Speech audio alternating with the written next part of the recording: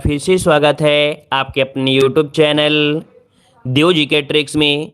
यहाँ पर हमने आपको बताया था एग्रीकल्चर में आपकी थ्योरी जैसे आप लोगों को पढ़ने में दिक्कत हो रही थी, तो उसी के अब आपके यहाँ पर क्या मिलेंगे। अब भाई ऑब्जेक्टिव है तो आप लोग थ्योरी ना पढ़िए, ऑब्जेक्टिव पढ़ लीजिए, क्योंकि इतने हम ऑब्जेक्टिव करा देंगे आपके, कह सकते हैं कि कृषि से संबंधित है ना, कि आप लोगों को थ्योरी पढ़ने की जरूरत ही नहीं पड़ेगी, आसानी से उसको आप लोग तुरंत क्लिक कर लेंगे। ठीक है, कई टॉपिक हमने ऐड कर लिया है, ऐसा नहीं है। इस वाले टॉपिक में आपके कह सकते हैं कृषि भी है, इसमें आपके पंचवर्षीय योजनाएं भी हैं, और भी आपके कई टॉपिक आपके इसमें से ऐड किए गए हैं। ठीक है ठीक है, चलिए आइए स्टार्ट करते हैं। पसंद आए तो वीडियो लाइक करें, चैनल को भी सब्सक्राइब करें। देखिए पहला पॉइंट आपसे दिया है कि भारत में कितने प्रकार की ऋतुएं भारत में कितने प्रकार की फसल ऋतुएं पाई जाती हैं। यहाँ पर आंसर आपको देना है कि भारत में कितने प्रकार की फसल ऋतुएं पाई जाती हैं। इसका राइट आंसर यहाँ पर क्या हो जाएगा। चलिए भाई जवाब दीजिए जल्दी से, यहाँ पर क्या हो जाएगा आंसर। चलिए तो देखिए आपके तीन प्रकार की कितनी होती हैं, तीन प्रकार के ऑप्शन क्या हो जाएगा, सी नंबर यहाँ पर राइट हो जाएगा। खरीफ की फसल, रबी की फसल और आपकी यहाँ पर जायद की फसल, मुख्य रूप से आपकी तीन ही होती हैं। अगला है कौन सी फसल रबी की फसल आपकी नहीं है। चलिए जवाब दीजिएगा, इनमें से कौन सी फसल रबी की फसल नहीं है। गेहूं, चना, मटर, तरबूज। देखो हमने बताया था कि कुछ ऐसी चीजें होती हैं जिनको करने में काफी समय, जैसे गेहूं होता है ना, इसमें बड़ी मेहनत करते हैं। चना हो गया, मटर हो गया, ये कौन करेगा, रबी ही करेगा, है ना, सब काम ये कौन करेगा, रबी करेगा। यहाँ पर जो तरबूज है, तरबूज आता है किसमें, आपके जायद में आता है। किस फसल में, आपके जायद फसल में, अर्थात जायद फसल को हम लोग पानी वाली फसलें भी कह सकते हैं, है ना। तो ऑप्शन क्या हो जाएगा आपका, डी नंबर इसका बन जाएगा। ठीक है, आगे बढ़ते हैं। क्वेश्चन दिया गया है पंतनगर कृषि विश्वविद्यालय कब स्थापित किया गया था। ये भारत का पहला कृषि विश्वविद्यालय, क्वेश्चन हमने यूपी जीके में पढ़ाया था। ये भारत का पहला कृषि विश्वविद्यालय आपका कौन सा है, तो आपका पंतनगर में, है ना। तो यहाँ पर आंसर क्या हो जाएगा, ये हो जाएगा आपका 1960 ईस्वी। ऑप्शन बनेगा आपका सी नंबर 1960 हो जाएगा। आगे बढ़ते हैं। क्वेश्चन दिया गया है हरित क्रांति नाम किसने दिया था। हरित क्रांति का जो नाम दिया वो किसने दिया। चलिए यहाँ पर फोर का ऑप्शन देना है। देखो यहाँ पर नाम दिया है, जो कि हम आपको मॉडल पेपर जब सॉल्व कराते हैं तब आपको एक क्वेश्चन मिलता होगा, नाम किसने दिया। तो यहाँ पर नाम कौन हो जाएंगे, तो आपके विलियम गॉड। याद रखिए विलियम गॉड ने हरित क्रांति का नाम दिया था, याद रखिएगा। ठीक है, अगर क्वेश्चन आपसे ये पूछे कि विश्व में हरित क्रांति के जनक किसे माना जाता है, विश्व में, है ना, तो आपके डॉक्टर नॉर्मन बोरलॉग को। अगर पूछा जाए कि भारत में हरित क्रांति के जनक, तो आपके कौन, तो डॉक्टर एस स्वामीनाथन। लेकिन अगर जब नाम पूछ ले कि हरित क्रांति नाम किसने दिया है, तो आपके विलियम गॉड हो जाएगा। ऑप्शन बनेगा आपका सी नंबर। आगे बढ़ते हैं। क्वेश्चन दिया गया है कि भारत में हरित क्रांति का श्रेय किसे जाता है। चलिए यहां पर आंसर दीजिएगा। तो चलिए बताइएगा भाई, भारत में हरित क्रांति का जो श्रेय जाता है वो किसे जाता है। पहली बार जुड़े हैं तो चैनल को जरूर सब्सक्राइब करेगा। ठीक है, तो देखिए यहाँ पर 5 की अगर हम बात करते हैं तो आपका आंसर क्या हो जाएगा। यहाँ पर देखिए आपके डॉक्टर एम एस स्वामीनाथन है, तो ऑप्शन क्या हो जाएगा, यहाँ पर सी नंबर आपका राइट हो जाएगा। आगे बढ़ते हैं। क्वेश्चन दिया गया है कि विश्व स्तर पर हरित क्रांति का श्रेय किसे जाता है। विश्व स्तर पर हरित क्रांति का श्रेय जाता है किसे जाता है। चलिए यहाँ पर ऑप्शन को लॉक करना है। तो अभी हमने आपको बताया था डॉक्टर नॉर्मन बोरलॉग, है ना, डॉक्टर नॉर्मन बोरलॉग है। इसका ऑप्शन बन जाएगा कौन सा, ए नंबर इसका राइट हो जाएगा। विलियम गॉड ने क्या किया था, हरित क्रांति शब्द का नामकरण किया था। ठीक है, वर्गीज कुरियन आपके कौन है भाई, वर्गीज कुरियन का नाम आपने सुना होगा, है ना। वर्गीज कुरियन दुग्ध उत्पादन से संबंधित है ना, दुग्ध क्रांति से संबंधित है, सफेद क्रांति से संबंधित आपके हैं। अगला है कि अंतर्राष्ट्रीय गेहूं और मक्का अनुसंधान संस्थान कहां पर स्थित है। यहां पर बताइएगा अंतर्राष्ट्रीय गेहूं और मक्का अनुसंधान संस्थान कहां पर स्थित है। तो देखिए आपका 7 का ऑप्शन क्या हो जाएगा, ये है आपकी सीमेट जो कि आपके कहां पर, मैक्सिको में। हमने मॉडल पेपर में क्वेश्चन आपको कई बार करा दिया है, तो ऑप्शन हो जाएगा बी नंबर। अगला है श्वेत क्रांति के किसके उत्पादन से संबंधित है। श्वेत क्रांति किसके उत्पादन से संबंधित है, यहाँ पर 8 का जवाब देना है। चलिए 8 नंबर का जवाब दीजिएगा। तो ये क्या हो जाएगा आपका, अभी हमने बताया था वर्गीज कुरियन, जो कि आपका आंसर हो जाएगा बी नंबर, दुग्ध उत्पादन से संबंधित है। और जनक क्या कहा जाते हैं, वर्गीज कुरियन को श्वेत क्रांति का जनक कहा जाता है। ऑपरेशन फ्लड चलाया गया था इस क्रांति के लिए, तो ऑप्शन आपका बी हो जाएगा। आगे बढ़ते हैं। ऑपरेशन फ्लड किससे संबंधित है, तो देखिए अगला क्वेश्चन उसी के साथ मिल गया है। ऑपरेशन फ्लड का संबंध आपके श्वेत क्रांति से है। किससे भाई, आपके श्वेत क्रांति से, तो ऑप्शन आपका हो जाएगा कौन सा, यहाँ पर बी हो जाएगा, है ना। नीली क्रांति संबंध आपके मत्स्य उत्पादन से होती है। किससे, मत्स्य उत्पादन से होता है ना। हरित क्रांति में तो आप देख सकते हैं जिसमें खाद्यान्न उत्पादन हुआ था हरित क्रांति में, है ना। और पीली क्रांति में क्या होता है, तो तिलहन उत्पादन होता है। आगे बढ़ते हैं। क्वेश्चन दिया गया है ऑपरेशन फ्लड के सूत्रधार आपके कौन थे। ऑपरेशन फ्लड के सूत्रधार आपसे पूछा गया है। अब आप बताइए कि ऑपरेशन फ्लड के सूत्रधार इनमें से कौन हो जाएंगे। चलिए तो यहां पर देखिए आपका 10 नंबर का ऑप्शन बनेगा ए नंबर, वर्गीज कुरियन। क्या हो जाएगा, वर्गीज कुरियन, जिसका ऑप्शन बन रहा है ए नंबर आपका राइट हो जाएगा। अगला क्वेश्चन दिया है ऑपरेशन फ्लड का तीसरे चरण का जो समय रहा है वो आपका कौन सा है। ऑपरेशन फ्लड का तीसरे चरण का जो समय रहा है वो आपका कौन सा है? 11 नंबर का जवाब दीजिएगा। तो देखिए आपका 1985 से 95 का जो समय है ये क्या है? आपका ऑपरेशन फ्लड का तीसरा चरण है, ऑप्शन डी होगा। आगे बढ़ते हैं, क्वेश्चन दिया गया है भारत में सर्वाधिक दूध उत्पादन में प्रथम राज्य इनमें से कौन सा है? भारत में सर्वाधिक दुग्ध उत्पादन में प्रथम राज्य इनमें से कौन हो जाएगा? तो देखिए आपका 12 नंबर का ऑप्शन क्या हो जाएगा भाई? ए नंबर ही तो है आपका ना, उत्तर प्रदेश जो आपका है ये आपका नंबर 1 में है, ऑप्शन बनेगा आपका बी नंबर। अगला है कि राष्ट्रीय डेयरी अनुसंधान संस्थान कहाँ पर स्थित है? चलिए राष्ट्रीय डेयरी अनुसंधान संस्थान बताना है, क्या जवाब हो जाएगा? चलिए 13 नंबर का जवाब आ रहा है यहाँ पर सी नंबर, आपकी करनाल जो कि कहाँ पर है? आपके हरियाणा में है, याद रखिएगा। राष्ट्रीय डेयरी अनुसंधान संस्थान कहाँ पर है? करनाल जो कि हरियाणा में है। आगे बढ़ते हैं, क्वेश्चन आपसे अगला पूछा है पीली क्रांति किससे संबंधित है? चलिए पीली क्रांति किससे संबंधित है? यहाँ पर 14 का ऑप्शन दीजिएगा। पीली क्रांति का संबंध अभी हमने बताया था किससे? तिलहन उत्पादन से होता है। किससे? आपके तिलहन उत्पादन से, तो ऑप्शन क्या हो जाएगा? सी नंबर हो जाएगा। देखिए जो मक्का होता है इसे मोटा अनाज के नाम से जानते हैं, मोटे अनाज के नाम से मक्का को, अर्थात जो मोटे अनाज में आते हैं वो आपके क्या मक्का वगैरह आते हैं, जिसे राजस्थान में मोटे अनाज के लिए बहुत ही प्रसिद्ध आपका है। ठीक है, चलिए अगला है तिलहन प्रौद्योगिकी मिशन कब चलाया गया था? तिलहन प्रौद्योगिकी मिशन कब चलाया गया था? तिलहन प्रौद्योगिकी मिशन आपका 15 का ऑप्शन क्या हो जाएगा? तो 15 का ऑप्शन बी हो जाएगा। आपके 1986 में आपका तिलहन प्रौद्योगिकी मिशन चलाया गया, ऑप्शन आपका बी इसमें से राइट हो जाएगा। आगे बढ़ते हैं, क्वेश्चन आपसे अगला पूछा गया है क्या आपसे आलू उत्पादन किस क्रांति से संबंधित है? आलू उत्पादन किस क्रांति से संबंधित है? 16 का ऑप्शन दीजिएगा। तो देखिए भाई 16 का ऑप्शन क्या हो जाएगा? यहाँ पर नीली क्रांति तो होगा नहीं क्योंकि ये मछली क्रांति से है ना। धूसर क्रांति होती है, उर्वरक से संबंधित होती है, लेकिन यहाँ पर गोल क्रांति जो आपकी है, क्या गोल क्रांति का संबंध होता है आपके आलू उत्पादन से, तो ऑप्शन क्या हो जाएगा? यहाँ पर आपका बी हो जाएगा। ठीक है, चलिए सभी को जय हिंद, नमस्कार। चलिए आगे बढ़ते हैं, क्वेश्चन दिया गया है भारतीय आलू अनुसंधान संस्थान कहाँ पर स्थित है? भारतीय आलू अनुसंधान संस्थान कहाँ पर स्थित है? चलिए 17 का ऑप्शन दीजिएगा। 17 का ऑप्शन क्या हो जाएगा? तो ये है आपके शिमला में, जो कि आपके हिमाचल प्रदेश में है ना। शिमला में, हिमाचल प्रदेश में कुफरी करके, फुकरी करके एक जगह है, तो ऑप्शन क्या बन जाएगा? ए नंबर आपका हो जाएगा। ठीक है, आगे बढ़ते हैं, क्वेश्चन दिया है हाँ कुफरी चंद्रमुखी किस फसल की आपकी किस्म है? देखिए दिया गया कुफरी चंद्रमुखी किस फसल की यहाँ पर किस्म है, तो याद रखिए किसकी है? तो अभी हमने बताया ना आलू की है। किसकी है भाई? आलू की एक आपकी फसल है जो कुफरी है। कुफरी चंद्रमुखी किसकी है? तो आलू की, ऑप्शन आपका बी हो जाएगा। ठीक है, चलिए आगे बढ़ते हैं, क्वेश्चन आपसे अगला पूछा गया है कह रहा है नीली क्रांति किससे संबंधित है? क्या यहाँ पर बताइए, कह रहा है आपसे कि नीली क्रांति किससे संबंधित है? चलिए तो देखिए आपका जवाब क्या हो जाएगा? नीली, नीली मछली होती है, अर्थात ब्लू मछली थी, नहीं मछली थी कि नहीं? तो ब्लू व्हेल आपने नाम सुना होगा, व्हेल क्या है? मछली है, मतलब ऑप्शन क्या हो जाएगा? ए नंबर आपका हो जाएगा। मछली उत्पादन से है, ऑप्शन बनेगा आपका ए नंबर हो जाएगा। ठीक है, आगे बढ़ते हैं, गुलाबी क्रांति के जनक आपके कौन है? गुलाबी क्रांति का संबंध झींगा उत्पादन से है, तो यहाँ पर गुलाबी क्रांति के जनक आपके कौन हो जाएंगे? 20 नंबर का, तो 20 का ऑप्शन हो जाएगा कौन सा? यहाँ पर गुलाबी क्रांति के जनक पूछा गया है, तो आपके हैं दुर्गेल पटेल। कौन है भाई? दुर्गेल पटेल, इसका ऑप्शन आपका बी हो जाएगा। दुर्गेश पटेल होगा, दुर्गेश पटेल, ऑप्शन बनेगा आपका बी नंबर। अगला है कृष्ण क्रांति का संबंध किससे है? कृष्ण क्रांति का संबंध है ये किससे है? चलिए पटेल के नाम से खुशी आ गई, क्या बात है। चलिए बताइए, यहाँ पर बताइए कृष्ण क्रांति का संबंध बताना है। बहुत ऐसे होते हैं अगर उनके कास्ट से संबंधित होता है तो थोड़ा खुशी तो आती है, चाहे कोई भी हो, है ना। चलिए आइए, कृष्ण क्रांति का जो संबंध है वो किससे है? 21 नंबर का जवाब देना है। 21 का ऑप्शन क्या हो जाएगा? ए नंबर, ये पेट्रोलियम से संबंधित है, अर्थात पेट्रोलियम उत्पादन से संबंधित है। ऑप्शन क्या हो जाएगा यहाँ पर? आपका ए नंबर आपका हो जाएगा। कृष्ण क्रांति का संबंध है पेट्रोलियम उत्पादन से। ठीक है, आगे बढ़ते हैं, क्वेश्चन दिया है धूसर क्रांति का संबंध किससे है? चलिए धूसर क्रांति का संबंध किससे है? ऑप्शन देना है, आपका सही जवाब क्या हो जाएगा? चलिए तो देखिए धूसर क्रांति, अभी हमने बताया धूसर क्रांति का संबंध है उर्वरक उत्पादन से। किससे? उर्वरक उत्पादन से, ऑप्शन क्या हो जाएगा? ए नंबर आपका राइट हो जाएगा। ठीक है, चलिए आगे बढ़ते हैं, क्वेश्चन दिया गया है रजत क्रांति किससे संबंधित है? रजत क्रांति किससे संबंधित है? इसलिए हमने थोड़ा सा इस क्वेश्चन पर हाईलाइट कर दिया था ताकि जिनके आगे पटेल नाम हो तो उनको ये क्वेश्चन हमेशा याद रहेगा, है ना, क्योंकि नया क्वेश्चन लग रहा था तो वो क्वेश्चन अब हमेशा याद रहेगा, जिनके आगे पटेल लगता है तो याद रहेगा। ठीक है ना, दुर्गेश पटेल। चलिए यहाँ पर बताइए रजत क्रांति किससे संबंधित है? तो रजत क्रांति किससे होता है? तो आपको ऑप्शन बी हो जाएगा, अंडे के उत्पादन से होता है। ऑप्शन क्या होगा? बी नंबर, अंडे के उत्पादन से हो जाएगा, ऑप्शन आपका बी हो जाएगा। ठीक है, देखो जो हम कभी भी जो भी शब्द बोलेंगे वो आप लोगों के लिए रामबाण शब्द होंगे, मतलब उसके बारे में अगर थोड़ा भी चर्चा किया है इसका मतलब है आप लोगों के हित में ही बोला होगा। ठीक है, चलिए इसका हो जाएगा अंडे के उत्पादन से होता है। ठीक है ना, अगला यहाँ पर दिया गया है भारत में अंडे के उत्पादन में किस स्थान पर है? भारत में जो अंडा उत्पादन है वो किस स्थान पर है 24 नंबर में।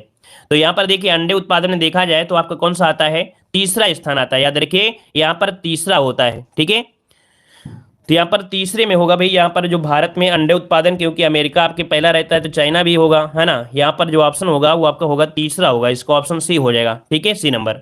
आगे बढ़ते उसे भी एक बार और भी चेक कर लेंगे, लेकिन आपका तीसरा ही होगा, ठीक है। अगला क्वेश्चन दिया गया है, सुनहरी क्रांति किससे संबंधित है, सुनहरी क्रांति किससे संबंधित है।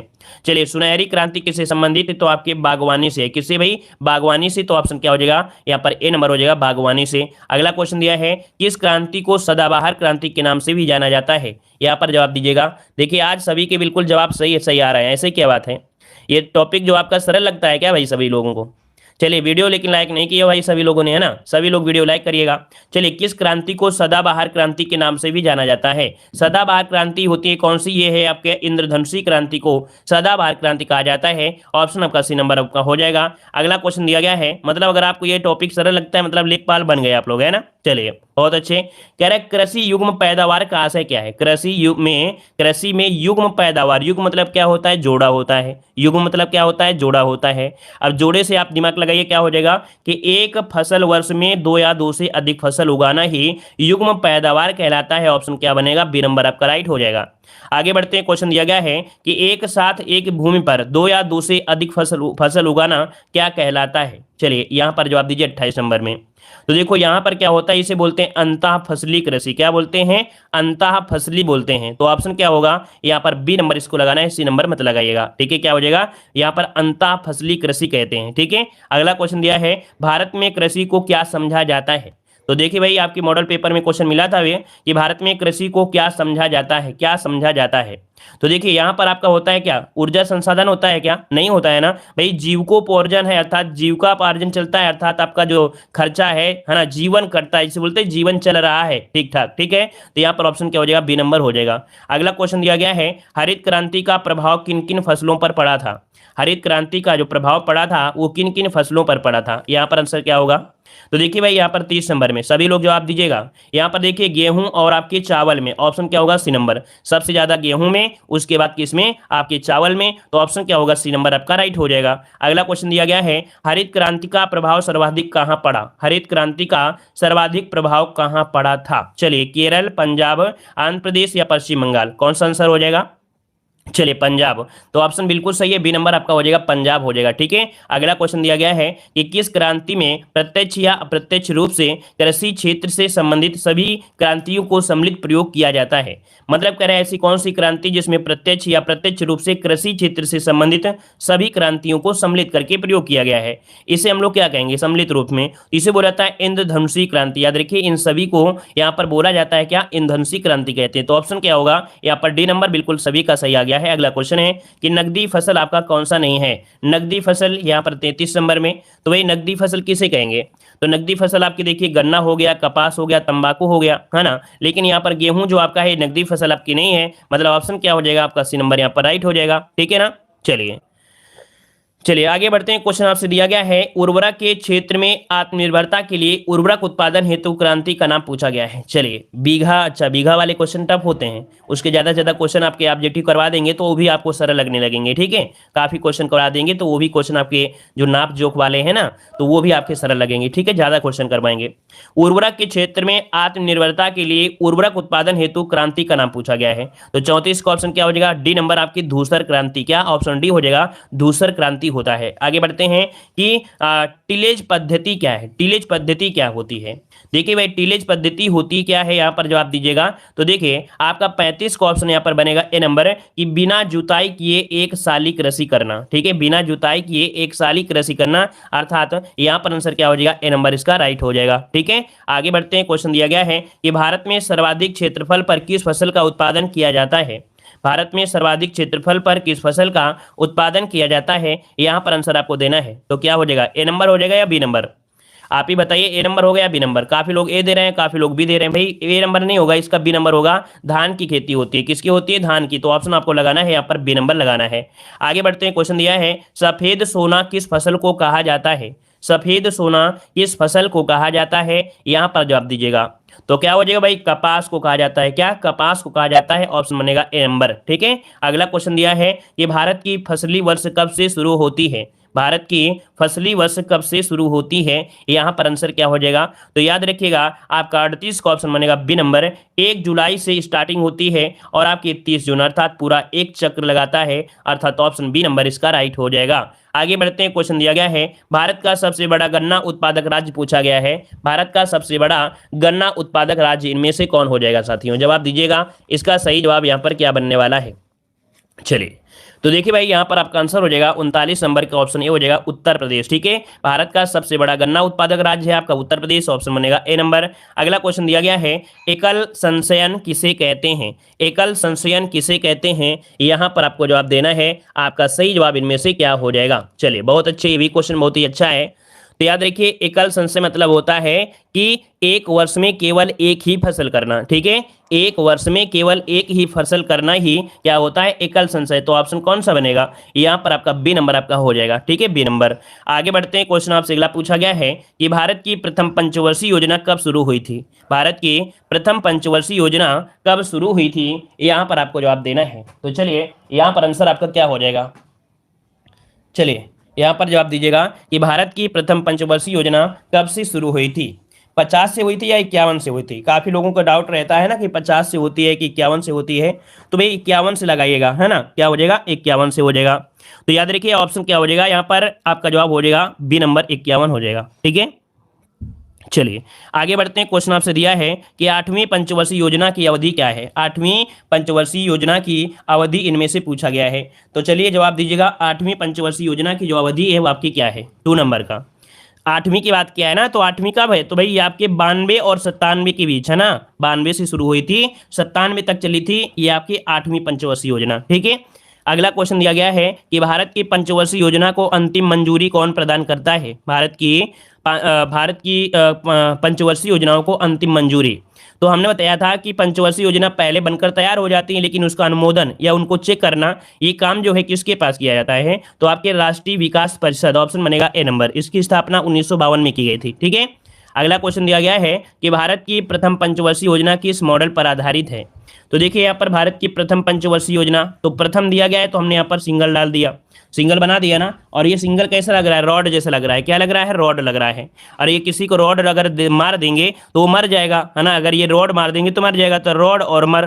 तो यहाँ पर देखो ऑप्शन क्या हो गया, बी नंबर। तो प्रथम पंचवर्षीय योजना किस पर आधारित थी, तो हैरोल्ड मॉडल पर आधारित थी। ठीक है ना, और यहाँ पर जो ये है महल नौबिस वाला, अभी आपको बताएंगे अगली ट्रिक। कह रहा है किस पंचवर्षीय योजना के दौरान भारत ने मिश्रित अर्थव्यवस्था चुनी थी, मिश्रित अर्थव्यवस्था चुना था ये किस पंचवर्षीय योजना के दौरान, 5 नंबर में। तो देखिए भाई 5 का ऑप्शन अगर बात करते हैं तो ऑप्शन हो जाएगा बी, ये द्वितीय पंचवर्षीय योजना में, जिसमें से आपके बोरू भीरू दुबे राज जैसे, मतलब आपके बोरू अर्थात बोकारो तो लगा था तीसरे पंचवर्षीय योजना में, लेकिन यहाँ पर 3 जो कारखाने थे वो आपके दूसरी पंचवर्षीय योजना में ही लगे थे, है ना। तो आपका आंसर हो जाएगा बी नंबर। अगला क्वेश्चन है प्रथम पंचवर्षीय योजना किस पर आधारित थी, प्रथम पंचवर्षीय योजना किस पर आधारित थी, तो वही कृषि पर आधारित थी। किस पर आधारित थी, कृषि पर आधारित थी। और दूसरी पंचवर्षीय योजना आधारित थी आपके औद्योगिकरण पर आधारित थी। ठीक है, अगला क्वेश्चन दिया गया है कि भारत में प्रथम योजना अवकाश कब घोषित किया गया, भारत में प्रथम योजना अवकाश कब घोषित किया गया, 7 का जवाब दीजिएगा। 7 का ऑप्शन क्या हो जाएगा,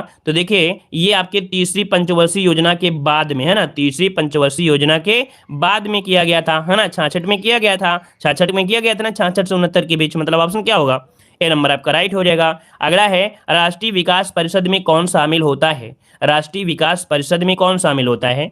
तो याद रखिएगा राष्ट्रीय विकास परिषद में योजना आयोग के जो सदस्य होते हैं और क्या होते हैं, जो राज्यों के मुख्यमंत्री होते हैं। तो इसका ऑप्शन बनेगा आपका डी नंबर, ए और सी आपके दोनों शामिल होते हैं। अगला क्वेश्चन दिया गया है कि किस पंचवर्षीय योजना के दौरान देश में 3 लौह इस्पात संयंत्र स्थापित किए गए थे। चलिए किस पंचवर्षीय योजना के दौरान देश में 3 लौह इस्पात संयंत्र स्थापित किए गए थे। तो देखो यहाँ पर आंसर क्या हो जाएगा, तो हमने बताया था, देखो एक बार फिर से आज बोल दे रहे हैं, बोरू, है ना, फिर क्या हो जाएगा भीरू, बोरू भीरू दुबे और एक हो गया राज। फिर से आप लोग इसी प्रकार से नोट कर लीजिए, वैसे हमने आपको बता भी दिया था।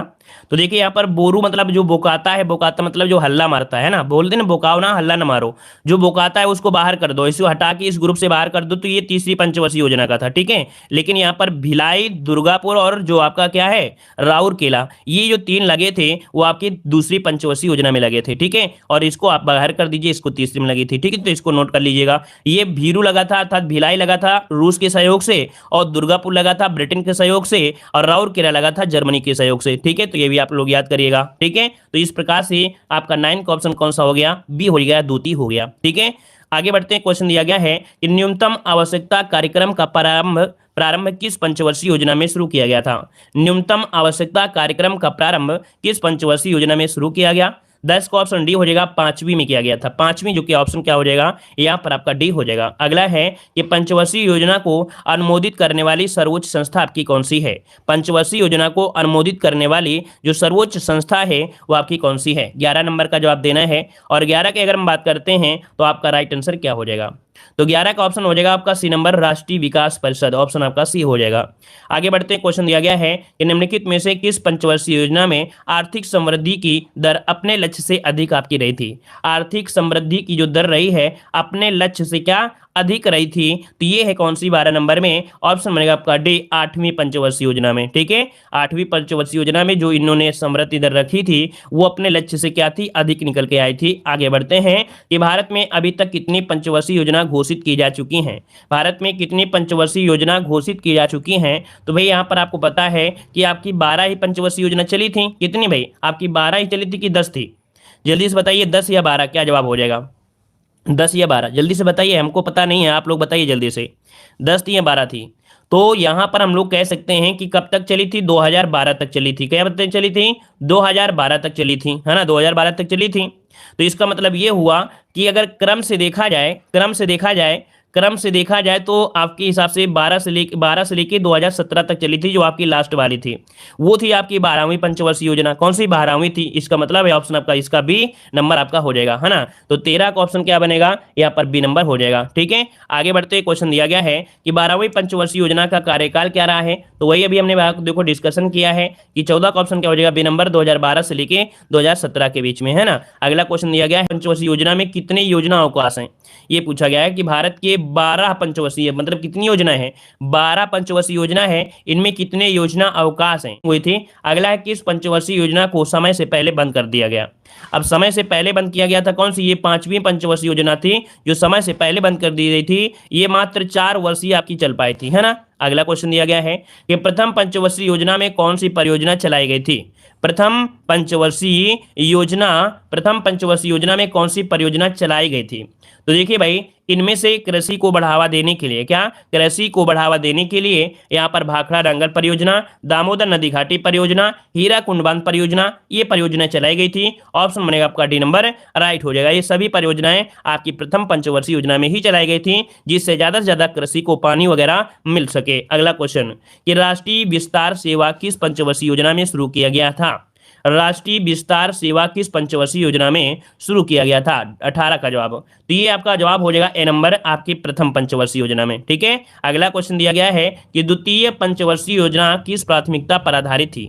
द्वितीय पंचवर्षीय योजना किस प्राथमिकता पर आधारित थी, यहाँ पर आंसर दीजिएगा। तो देखो अभी बताया था हमने, उद्योगों पर आधारित थी। किस पर, आपकी उद्योगों पर आधारित थी, तो ऑप्शन क्या हो जाएगा, बी नंबर आपका राइट हो जाएगा। अगला क्वेश्चन दिया गया है कि भिलाई लौह संयंत्र छत्तीसगढ़ किसके सहयोग से लगाया गया। अब इस प्रश्न का जवाब किसी का भी गलत नहीं होना चाहिए, क्योंकि हम आपको हमेशा इस क्वेश्चन पर फोकस कराते हैं। हम ट्रिक भी बताते हैं ताकि आपको याद रहे, और वो ट्रिक आपको जब भी एग्जाम में बैठोगे तुरंत आंसर लगाओगे कि हाँ सर ने बताया था और ये आज हमारे काम में आ गई। तो चलिए बताइएगा, भिलाई किसके सहयोग से लगी थी, 20 नंबर का जवाब दीजिए। तो देखिए यहाँ पर काफी लोग जवाब दे रहे हैं, ए नंबर दे रहे हैं, लेकिन चलिए सभी का आ गया है। देखो हमने बताया था बोरू भीरू दुबे राज, क्या बताया था, बोरू भीरू, तो भीरू, रू मतलब आपका रूस हो जाएगा। तो ऑप्शन क्या हो गया, ए नंबर आपका हो गया, रूस के सहयोग से, है ना। चलिए आगे बढ़ते हैं कि तृतीय पंचवर्षीय योजना की अवधि क्या थी। तृतीय पंचवर्षीय योजना की जो अवधि थी वो आपकी कौन हो जाएगा। तो देखिए 21 नंबर का ऑप्शन हो जाएगा। यहाँ पर आपका 61 से आपके 96 के बीच में चली थी, वो आपकी तृतीय चली थी, और इसके बाद क्या हुआ था, गैपिंग हो गई थी, है ना। तो ऑप्शन क्या हो जाएगा, यहाँ पर आपका बी हो जाएगा, है ना। आगे बढ़ते हैं, क्वेश्चन आपसे अगला पूछा गया है चलिए यहाँ पर अगला क्वेश्चन दिया गया है, कह रहा है कीमत आयोग का गठन किस पंचवर्षीय योजना में किया गया था। चलिए कीमत पूछा गया है, कीमत आयोग जो पूछा गया है ये किस पंचवर्षीय योजना में किया गया है, इसका जवाब देना है। हाँ भाई, यहाँ पर देखो एक जो गैपिंग है वो आपकी योजना आयोग वाली वो शायद 3 बार आपकी की गई है ना। यहाँ पर जो गैपिंग थी योजना अवकाश जो आपकी थी शायद 3 बार की गई थी। एक तो 66 में हुई थी, फिर करीब 80 के बीच में हुई थी। हाँ भाई, याद रखिए वहाँ पर एक क्वेश्चन अभी आपको मिला था, अभी हम क्लास के बाद उसका डिस्कशन कर देंगे, ठीक है।